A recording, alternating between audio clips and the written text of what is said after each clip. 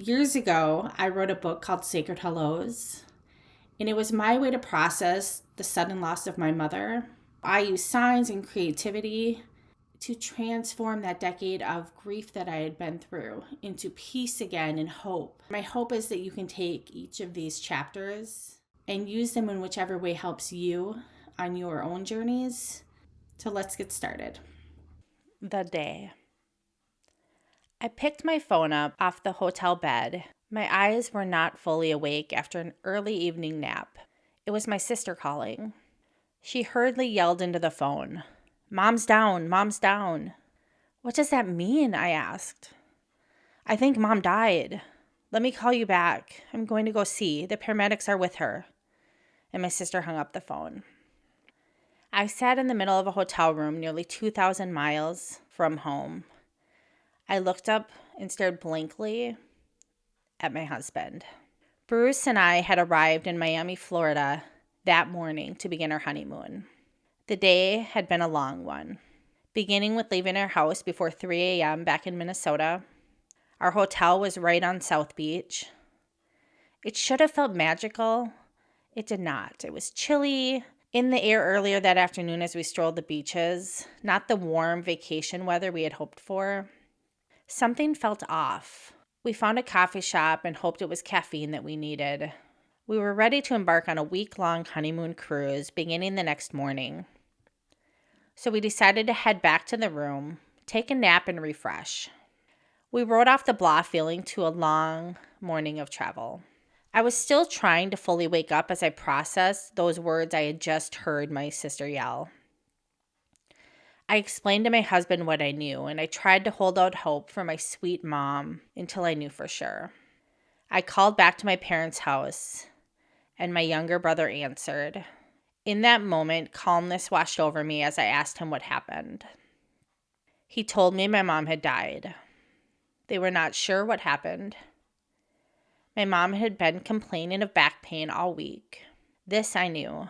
I learned that earlier that morning the pain was so bad that my dad took her to the emergency room. The doctor sent her home on painkillers with a diagnosis of back spasms. Late that afternoon, she died at home, hours after returning from the hospital. We would later find out she died of undetected pancreatitis. She was only 57 years old. My husband was already on the phone with airlines lining up flights back home. Keep in mind, this was 2009, so things weren't quite as virtual as they would be now. I eventually hung up with my family and sat there in a deafening and helpless silence. I could not believe it. How could she be gone? I now look back in hindsight and realize it was no accident that I was out of state when my mom passed. I often took pride in making sure my siblings were all taken care of, even when they did not need it. I would try to be strong so I could help them. Same with my dad. I remember once giving him a card in high school apologizing that all my school activities cost them so much money. He would not have it. Instead, he reaffirmed to me how happy he and my mom were to be able to provide those things for each of their kids. I was left to only take care of myself during the 24 hours until I made it back home. I did not need to take care of my daughter, my siblings, my dad, my grandparents. I had the gift of being sad, being in disbelief, and letting Bruce take care of me. In addition, my brothers and sisters were able to redefine their own strengths and roles within the family. They were all in their 20s. Both my older brother and I were out of state at the time, leaving the three youngest siblings to take care of all the things that first day. To no one's surprise, they handled everything great. How they handled things took a weight off my shoulders from that day on. I was able to release myself of the need to take care of everyone. It was a role I'd taken on and taken very seriously as the oldest daughter. Even though I can look back in hindsight and realize no one had asked me to, and they didn't need me to. What a freeing revelation. I ran as fast as I could to the gate of our second flight, that next morning, and I could overhear my husband pleading with them at the gate to wait one more minute. "She just lost her mom," I heard him say as I arrived at the gate, breathless from running. It worked. I made that flight. Eventually, we were in the van of Bruce's sister and her husband. No one knew what to say. Prior to that car ride, I figured that someone grieving would be so overtaken with grief that all social norms of stoicism would go away. Instead, I found myself a little embarrassed by my inability to control when the tears would flow. Eventually, we made it to my parents' house. I will never forget seeing my dad walk slowly towards that octagon-shaped entryway with his arms outstretched for a hug. He looked half the size of when I had seen him a few days earlier. The brokenness was nearly tangible. We had all lost a best friend that day. How could I be in a world without my mom? That was the first day of doing so. The thought of more days to come without her was unbearably heavy. Throughout this book, I had other people submit their stories of signs, so I'll read one of those also. Feather and Bunny Hellos. If you're reading my Signs from Above digital guide, you know I have white feathers around me all the time.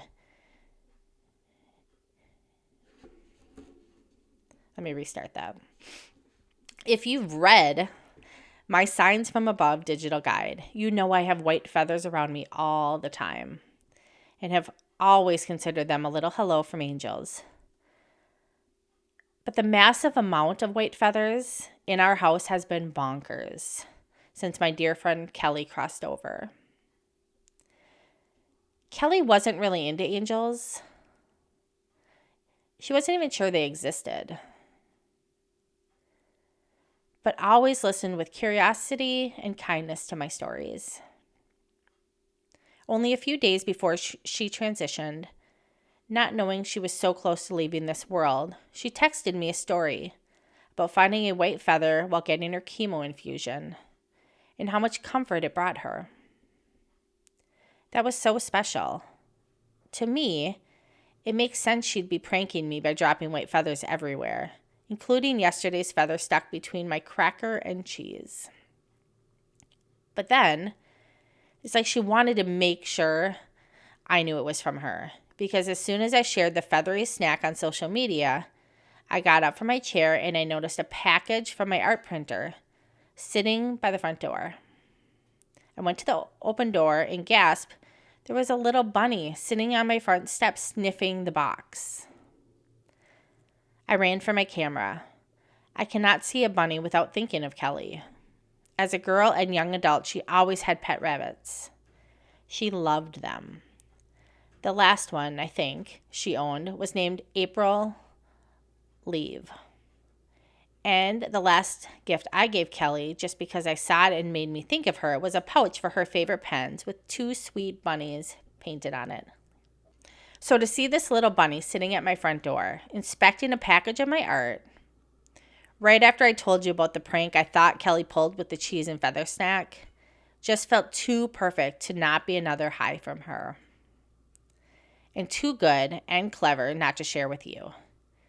Keep your eyes and minds and hearts open, dear ones. You never know who might be showing up or joining you for a snack, hoping you'll notice they're still right there with you. Leave Lane. And this is the illustration from that page.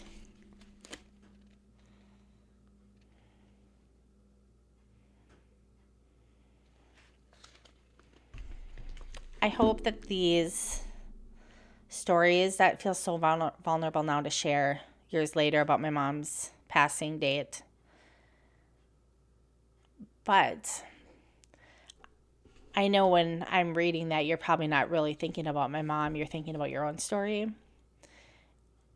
And that was my hope, is that we all have that moment where life changed completely and just shifted. And for years, I relived that process over and over. And now I can read that without bursting into tears. So we've come a long way. But I hope that it can connect you to your loved one. Just this whole series, I hope it allows you a moment in the hustle and bustle of life to just stop and take some time and just sit with them in their memory and reprocess it in a different way by hearing my stories. That's my goal. You can find this book on Amazon in softcover like this or in Kindle. I'll put a link in the description. And then I also have a free practical pivot guide if you are finding yourself in this time of life where you're needing to make changes and you're not quite sure how to even go about that.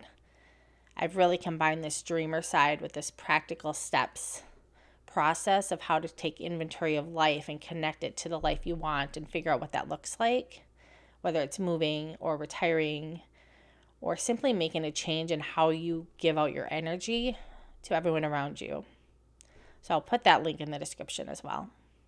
I thank you for watching, and I invite you to join me next Sunday as I read the next chapter from Sacred Hellos.